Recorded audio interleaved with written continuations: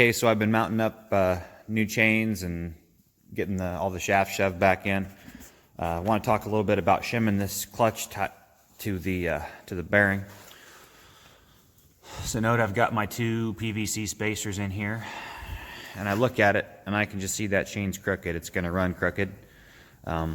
It's going to wear that chain prematurely, and we need to get that shim slid over a notch or so, make this chain run truer. So all I'm going to do is break one of those off, slide the clutch over a little, and we should be good to go.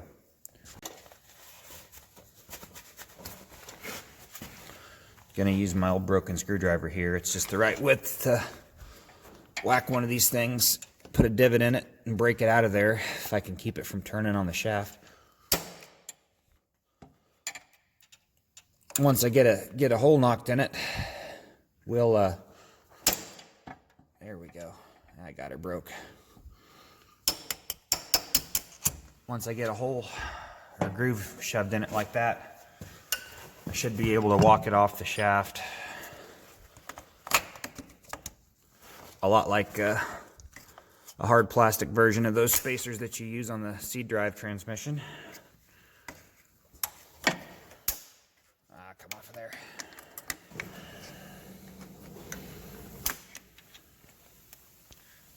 Okay, got that thing out of there finally. Slide it over. I can install this locking collar right here. Tighten down that set screw. That's a lot straighter. That chain will last a while anyway. Other thing, now that I got a groove cut in that, I can open that up and shove it on and off the hex shaft anywhere I want. Probably could have done that from the get-go, but I kind of thought 2 was going to be the right number, and it looks like on most of my rows it is, but that one, for whatever reason, only takes 1. Okay, so the next thing we're about to do is mount the valve box modules up. That's what's actually going to actuate the clutches based on the electronic command from the Rofla system. So before I do that, though, I want to talk about what the guts of the true count box look like. You take this cover off. Here's what you're left with. So we have 4 solenoids in here. Have the air line in, and a solenoid for 4 outputs. So on a 12-row planter, I'm going to run 3 boxes for a total of 12 outputs. That gets me single-row clutches. You can tee the air lines together and go 2-row clutches if you want to. The problem with that, or at least with the 12-row, is you end up with either kind of an odd-even arrangement, like 1 2 1 2 1 2 1, or you have unused outputs and you go like 6 total outputs and you're kind of wasting 2. So that's why I'm going with 3 boxes. I'm going to go single row shutoffs. So these things are not bulletproof. In fact, they're probably the most commonly failed item with a true count setup.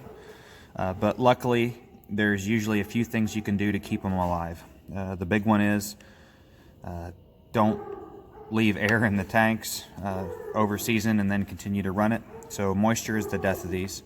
If you look, we've got a tiny plunger in here. So air in, air out, and I can't remember which one of the outputs here, but I've got this little red button here.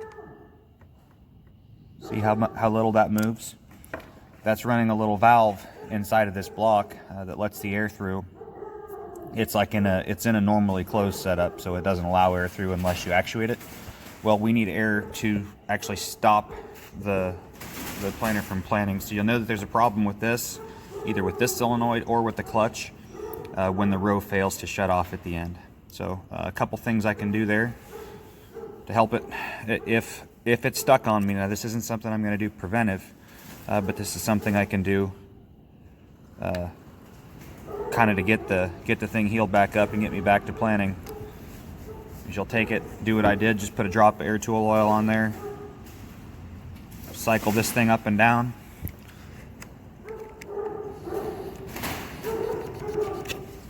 Kind of blow in the tube here, and listen, you'll hear air coming out of here as you push this thing up and down. You'll know if you're cycling, it's actually helping.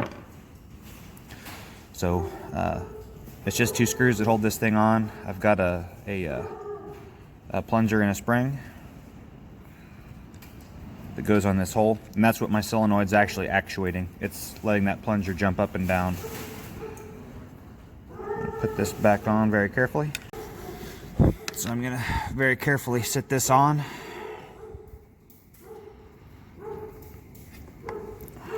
Tighten my screws down. Making every effort to tighten them down evenly.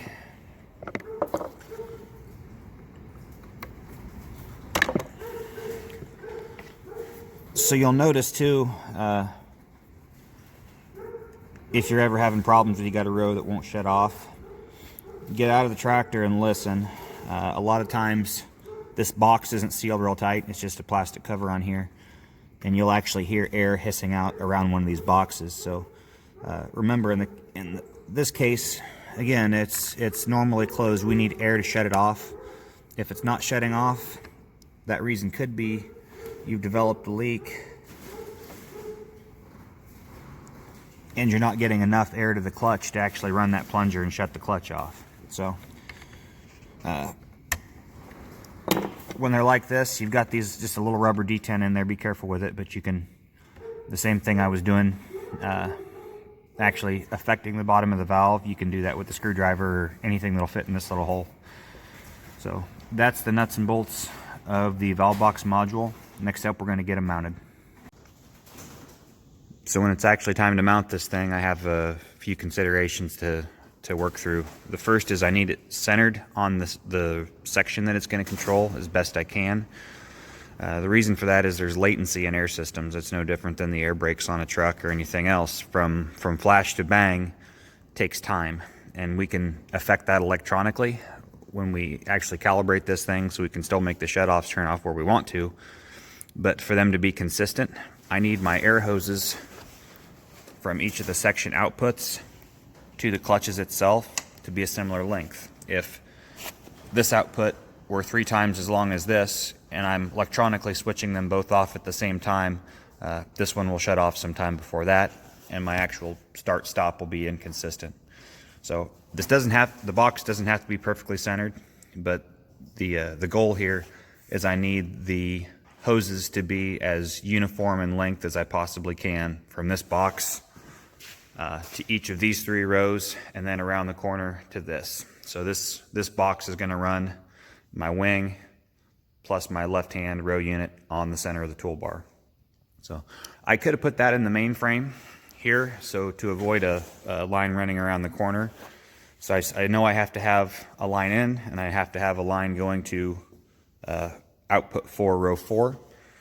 So I could have line in and a line to 4, or I could have a line in and then, or rather I could have 3 from the toolbar back out. So I'm really just as well off to mount that thing to the wing and run one around the corner. So I end up with 2 or 3. It's better here than in the center section.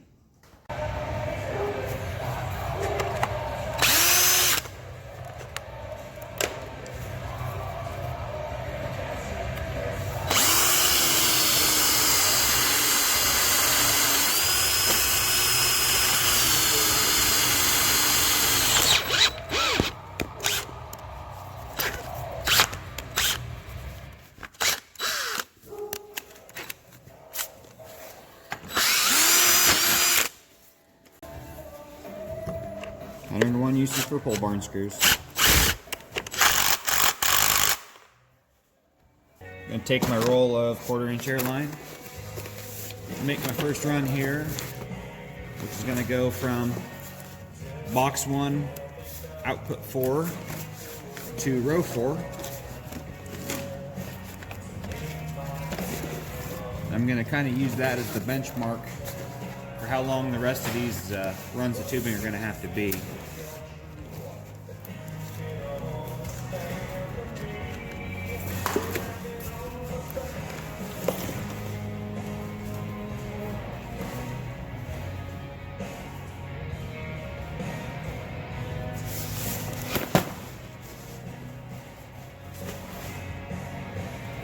About here.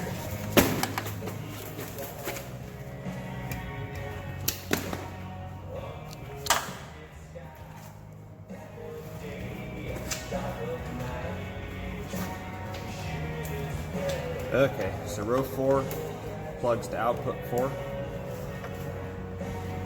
They're like a Chinese finger trap. Just shove it in.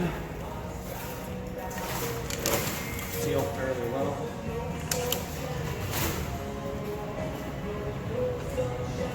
Shove it into the top of the clutch. That's it. We'll do the same for the next 11 rows. Okay, we got rows 1, 2, 3, and 4 plumbed up. All right, so then we're going to start with 5, 6, 7, 8, which is box 2. Outputs 1, 2, 3, 4. 1 is 5, 2 is 6, 3 is 7, 4 is 8.